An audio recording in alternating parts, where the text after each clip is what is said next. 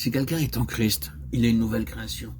Les choses anciennes sont passées, voici toutes choses sont devenues nouvelles. 2 Corinthiens 5, 17. Certainement, Marthe et Marie appartenaient à une belle famille. Lorsque le Seigneur venait à la maison, aussitôt Marthe cuisinait, aussitôt Marie venait aux pieds du Seigneur Jésus.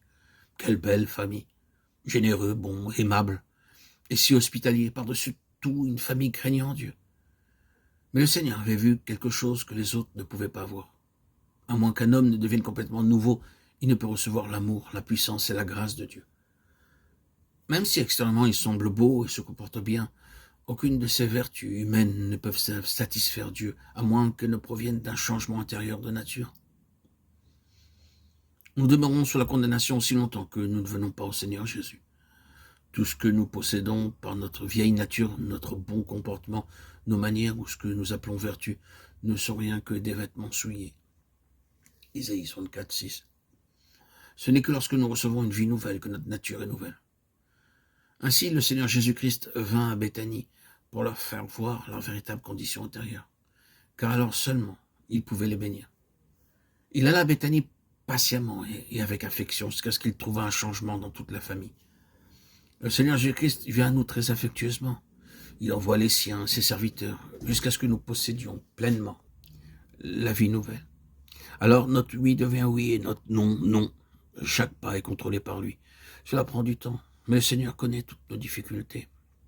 Et très affectueusement, il revient vers nous. Le Seigneur lui répondit, Marthe, Marthe, tu t'inquiètes et tu t'agites pour beaucoup de choses. Une seule chose est nécessaire. Marie a choisi la bonne part qui ne lui sera point ôtée. Luc 10, 41, 42. Au début, aucune mention n'est faite de Lazare. Il ne semblait pas être intéressé tout d'abord. Il était un homme bon. Il n'y avait rien à redire de lui, car il était honnête, travailleur et un bon frère. Nous avons cela parce que Marthe et Marie pleurèrent beaucoup lors de sa mort. S'il eût été un homme mauvais, personne n'aurait pleuré pour lui. Il y a des gens qui sont aimables et gentils, mais quoi qu'il en soit, ils n'ont aucune faim ni soif pour les choses de Dieu. Dans Luc 10, 40, nous voyons qui était Marthe. Aussitôt qu'elle apercevait le Seigneur à travers la fenêtre, elle attisait le feu et préparait la nourriture. Elle était hospitalière, elle avait un bon cœur et cuisinait très bien. Mais elle était aussi jalouse et avait un mauvais caractère.